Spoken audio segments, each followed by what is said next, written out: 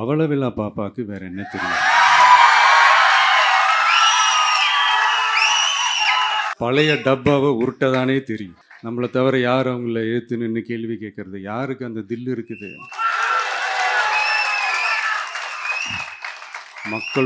மக்களோட ஒரே பிரதிநிதி நாம மட்டும்தான். திருவள்ளுவர் இருந்திருந்தாருன்னா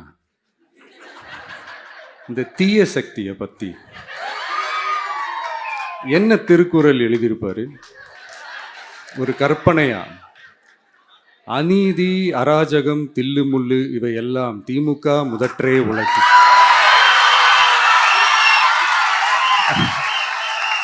எத்தனை சக்திகள், எத்தனை பேர் வந்தாலும் திமுகவை வீழ்த்துறதுக்கு மாபெரும் மக்கள் சக்தியான நம்மளால மட்டும்தான் முடியும். நம்ம டிவிகேவால மட்டும்தான் முடியும். ஸோ இப்படி இருக்கிற இந்த நிலைமையில ஏய் விஜய் வீட்டு விட்டு வெளியே வா, விஜய் வீட்டு விட்டு வெளியே வா, இப்படியெல்லாம் கேட்கும் போது எனக்கு எப்படி அது தோணுதுன்னா, ஐயோ இவங்க ஒவ்வொரு வீட்டில் இருக்கிற ஒவ்வொரு விஜயும் இவங்க கூப்பிடுற மாதிரியே எனக்கு தோணுது. நம்ம கட்சியினுடைய 2வது ஆண்டு விழா, அதாவது 3rd இயரோட தொடக்க விழா இன்னைக்கு தமிழ்நாட்டில் ஒரு மிகப்பெரிய ஒரு கட்சியாக நம்ம வளர்ந்து இருக்கிறோம் அப்படின்னா அது உங்களால் தான். ப்ளஸ் நம்மளை நேசிக்கிற கோடிக்கணக்கான மக்களும் தான் அதுக்கு ஒரு மிக முக்கிய ஒரு காரணம். நீங்கள் தான் என்னுடைய ஒரு மிகப்பெரிய ஒரு பலம். உங்களை நம்பி தான் நானும் நம்ம கட்சியும் இருக்கிறோம். இதை நான் சொல்லி தான் உங்களுக்கு தெரியணும்னு அவசியம் இல்லை. இது உங்கள் எல்லாருக்குமே நல்லா தெரியும். அதனால் இன்றைக்கி உங்கள் எல்லாருக்கும், நம்ம கட்சியில் இருக்கிற தோழர்களுக்கும் தொண்டர்களுக்கும், இந்த கட்சியினுடைய ஒரு தலைமை தொண்டனான என்னுடைய வாழ்த்துக்களும் நன்றிகளும்.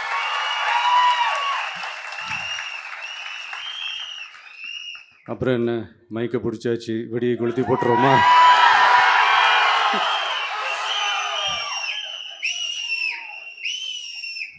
(1977) ஜூன் மாதம்னு நினைக்கிறேன். ஜூன் மாதத்தில் புரட்சி தலைவர் எம்ஜிஆர் அவர்கள் ரேடியோவில் ஒரு பேட்டி ஒன்று கொடுத்தாங்க.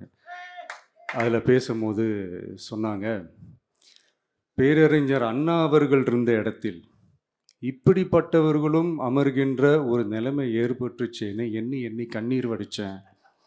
அன்னைக்கு அந்த கண்ணீரை துடைக்க ஆரம்பித்த இயக்கம் தான் அண்ணா திராவிட முன்னேற்ற கழகம்னு சொன்னார். அதே மாதிரி 2017 அப்புறம் 2021 அப்புறம் தமிழ்நாட்டுடைய நிலைமையை பற்றி யோசித்து பார்த்த நம்ம தமிழக மக்கள், காமராஜர் அவர்கள் இருந்த இடத்தில், அண்ணா அவர்கள் இருந்த இடத்தில், எம்ஜிஆர் அவர்கள் இருந்த இடத்தில் இப்படிப்பட்டவர்களும் அமர்கின்ற ஒரு நிலைமை ஏற்பட்டுச்சேன்னு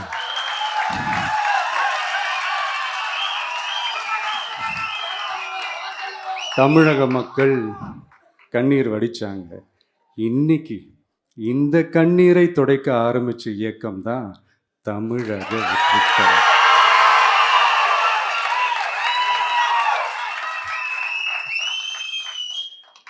இப்படியெல்லாம் நம்ம பேசுறதுனால கண்டிப்பாக சில பேர் கொந்தளிப்பாங்க.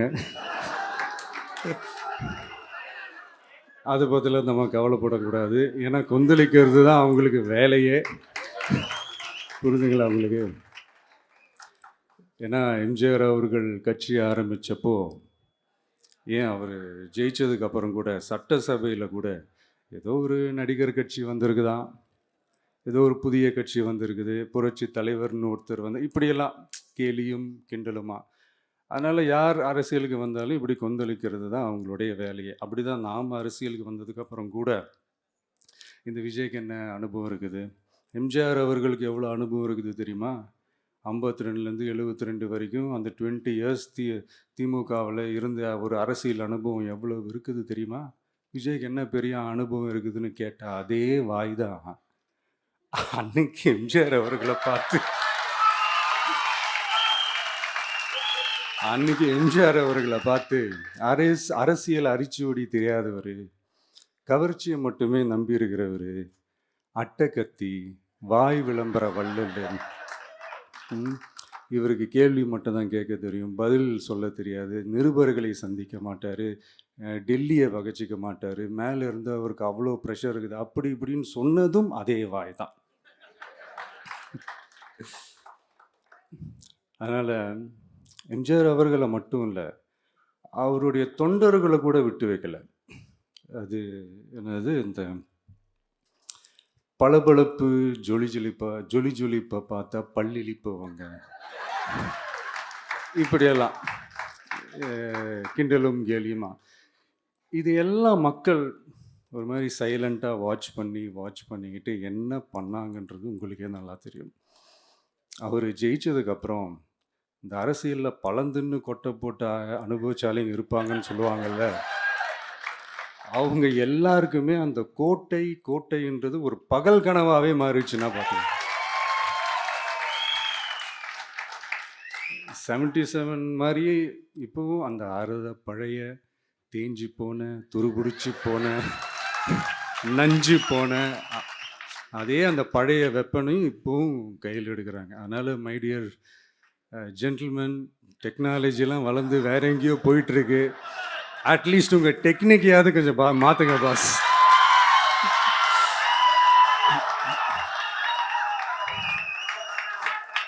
காமராஜர் அவர்களையும் விட்டு வைக்கல. அவருக்கு இலக்கியம்னா என்ன தெரியும், அவர் மாபெரும் புலவர், அந்த புலவர் இந்த புலவர்னு அவரை பற்றியும் கிண்டலும் கேலியுமா. அதான் முன்னாடியே சொன்ன மாதிரி யார் எதிர்த்து நின்னாலும் அவங்கள கொந்தளிக்கிறது தான் அவங்களுடைய வேலையே.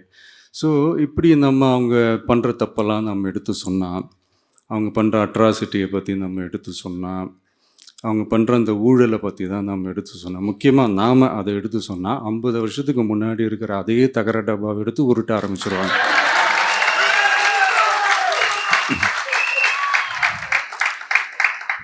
பவளவிழா பாப்பாவுக்கு வேற என்ன தெரியும்?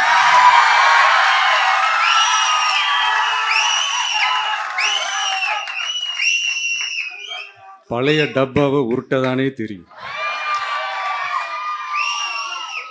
அதுக்காக நாம் அவங்க பண்ணுற தப்பெல்லாம் சொல்லாமல் வெளியே சொல்லாமல் இருக்க முடியுமா? சொல்லுவோம், சொல்லிக்கிட்டே இருப்போம். நம்மளை தவிர யார் அவங்கள ஏற்று நின்று கேள்வி கேட்கறது? யாருக்கு அந்த தில் இருக்குது?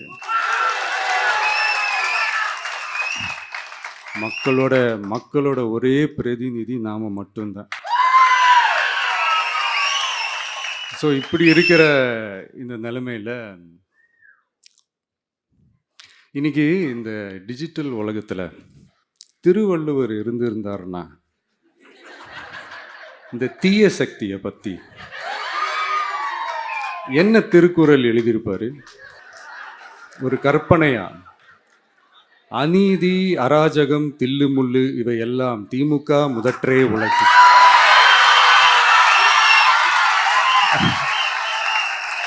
ஒரு கற்பனையா?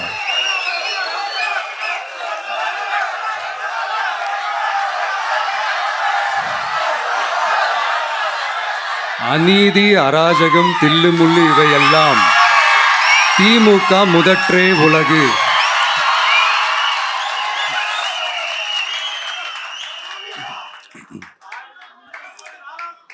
அடுத்து இந்த என்னப்பா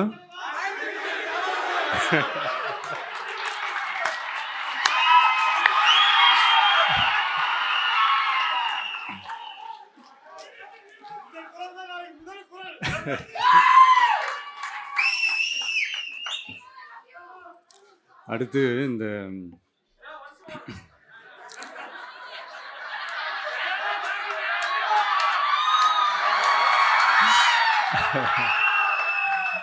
சொல்லிட்டேன், 2 வாட்டி சொல்லிட்டேன்.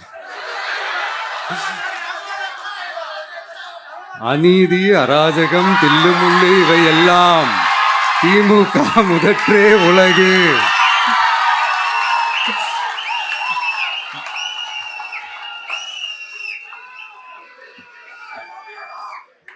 அடுத்து இந்த மும்முனை போட்டி, 4 முனை போட்டி, அப்படிலாம் சொல்கிறாங்களே. சரி, அவங்கள பொறுத்த வரைக்கும் அப்படியே இருக்கட்டும். அதில் மாபெரும் மக்கள் சக்தியாக நம்ம அணி ஒரு பக்கம், அடுத்து திமுக தலைமையில் மற்ற கூட்டணி கட்சிகள் ஒரு பக்கம், அடுத்து பாஜக தலைமையில் மற்றும் பலர்.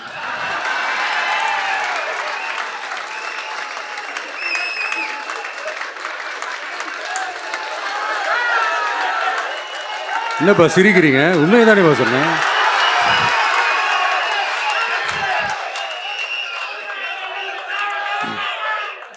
ஸோ இப்படி எத்தனை சக்திகள் எத்தனை பேர் வந்தாலும் திமுகவை வீழ்த்துறதுக்கு மாபெரும் மக்கள் சக்தியான நம்மளால் மட்டும்தான் முடியும். நம்ம டிவிகேவால் மட்டும்தான் முடியும். ஸோ இப்படி இருக்கிற இந்த நிலைமையில் ஏய் விஜய் வீட்டு விட்டு வெளியே வா, ஏய் விஜய் வீட்டு விட்டு வெளியே வா, இப்படியெல்லாம் கேட்கும்போது எனக்கு எப்படி அது தோணுதுன்னா, ஐயோ இவங்க ஒவ்வொரு வீட்டில் இருக்கிற ஒவ்வொரு விஜயும் இவங்க கூப்பிடுற மாதிரியே எனக்கு தோணுது. அப்படிதான் எனக்கு தோணுது. அதனால பொறுங்க பாஸ், வருவாங்க, முறையாக வருவாங்க. ஓட்டு போடுற அன்னைக்கு ஓட்டர் ஐடியை கையில் எடுத்துக்கிட்டு ஒவ்வொரு வீட்டில் இருக்கிற ஒவ்வொரு விஜயும்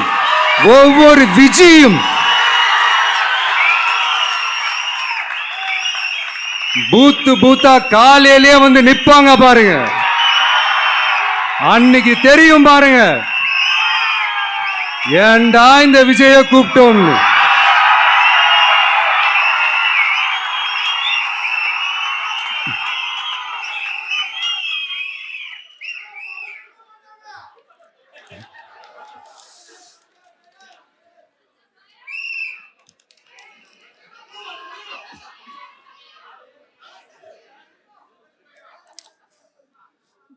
ஸோ இப்படி பேசினா உடனே இவரு நான் சினிமாவா இது அப்படின்ட்டு ஆரம்பிச்சிருவாங்க.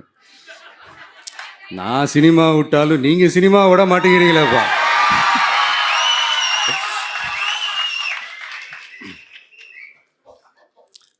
அப்புறம் இன்னொரு ரீசெண்டாக அந்த ஒரு விஷயம் போயிட்டு இருக்குல்ல, இந்த கருத்து கணிப்பு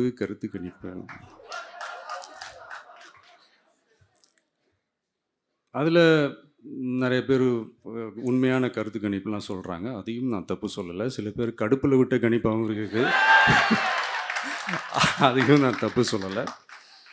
இந்த கடுப்பில் விட்ட கணிப்பாளர்களுக்கு நான் சொல்லிக்கிறது என்னென்னா, ஒவ்வொரு ஊராக தெருவாக வீடு வீடாக போய் நீங்கள் அந்த கருத்து கணிப்பு எடுத்து பாருங்கள். ஒவ்வொரு வீட்லேயும் டிவிக்கு இருக்கிறத நீங்கள் பார்ப்பீங்க.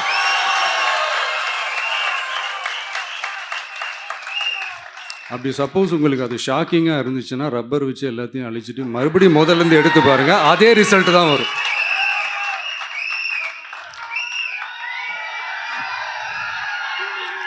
இது என்னப்பா லாஜிக்கு, அது எப்படி எல்லார் வீட்லேயும் டிவிக்கு இருக்கும் அப்படின்னு நீங்கள் கேட்டிங்கன்னா, ஒரு சின்ன சாம்பிளுக்கு ஒரு சின்ன டெஸ்ட் ஒன்று பண்ணி பாருங்களேன். நம்ம சிஎம் சார் இருக்காங்கள்ல, ஸ்டாலின் சார், ஒரு 2 இயர்ஸ் பேக் இருக்கும்னு நினைக்கிறேன். ஒரு மேடையில் பேசும்போது சொன்னாங்க, இந்த மாதிரி என்னோட கட்சிக்கு அவங்களுடைய கட்சிக்காரங்க சில பேர் பண்ணுற அட்ராசிட்டி, ஒரு சில மந்திரிகள் பண்ணுற சில அட்ராசிட்டிஸ்லாம் பார்த்து ராத்திரியில் எனக்கு தூக்கமே வரமாட்டேங்குது அப்படின்னு ஒரு 2 இயர்ஸ் பேக் இருக்கும்னு நினைக்கிறேன். அந்த வீடியோ கூட இருக்குது.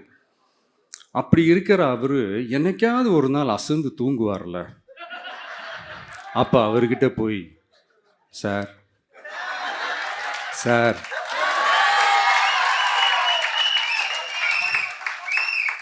எந்த சின்னத்துக்கு சார் ஓட்டு போடுவீங்க அப்படின்னு கேட்டு பாருங்க. விசில் சின்னத்துக்கு தான்.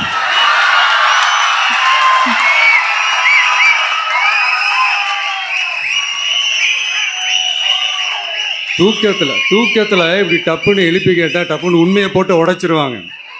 அதுக்கு சொன்ன அப்படி இருக்கிற இந்த நிலைமையில் டிவிக்கே வந்து சிட்டியில் தான் இருக்குது, டவுனில் தான் இருக்குது, வில்லேஜ் சைட்லலாம் இல்லை அப்படின்னு சொல்கிறவங்களுக்கு இந்த மாதிரி சில டெஸ்ட் எல்லாம் பண்ணி பாருங்க, தெரியும்.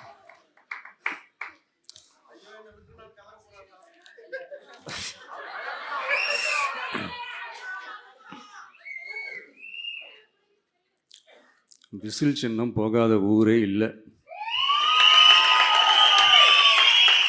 விசில் சின்னம் எங்கெல்லாம் இருக்குதோ அங்கெல்லாம் டிவிக்கே இருக்குதுன்னு அர்த்தம்.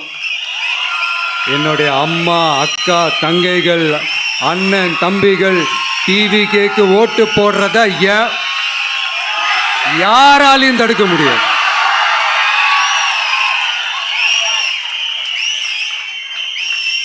ரத்த சொந்தமா நம்மளை நினைக்கிற நம்மளோட வகையராக்களை எந்த கட்சியாலையும் எவ்வளவு விலை கொடுத்தாலும் வாங்கவே முடியாது.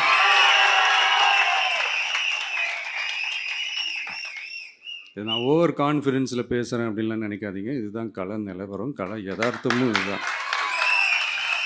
தீய சக்தியை வீழ்த்துறதுக்கு தூய சக்தியான நம்மளால் மட்டும்தான் முடியும். இந்த 2026 சட்டமன்ற தேர்தலில் டிவிக்கே தான் மக்களோட ஒரே ஆப்ஷன். Otherwise no diversion.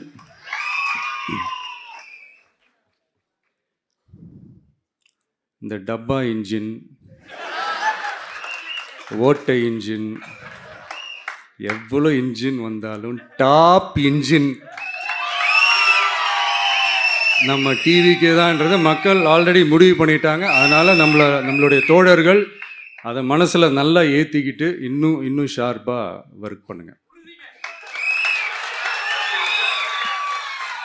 நான் ஏற்கனவே சொன்ன மாதிரி ஒன்றியம், நகரம், பேரூர், பகுதி, கிளை எல்லா இடத்துலையும் அந்த பூத்தாக அந்த நம்மளுடைய வேட்பாளர்களுக்கு ஒற்றுமையாக இருந்து வேலை செய்யுங்க. நமக்கு மாபெரும் கூட்டணியான மாபெரும் மக்கள் சக்தியான குடும்பமாக நம்மளோட இருக்கிறாங்க. இன்னொன்று அன்றைக்கி நான் சொன்ன மாதிரி நம்மளுடைய விசில் சின்னத்துக்கு ஓட்டு போட வைக்கிறது மட்டும்தான் உங்களுடைய வேலை.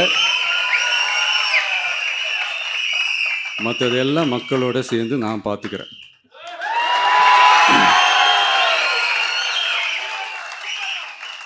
தமிழ்நாட்டோட அரசியலில் தி விசில் ப்ளோயர் இஸ் டிவிகே.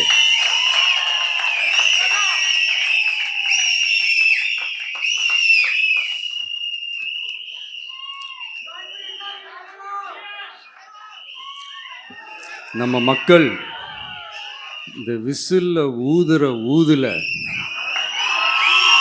இந்த தீய சக்தியும் இந்த ஊழல் சக்தியும் தெரிச்சு ஓடணும். எப்படி தெரிச்சு ஓடணும்? அன்னைக்கு சென்ட் ஜார்ஜ் கோட்டையில் டிவிக்கு ஆளும் கட்சியா எழும்.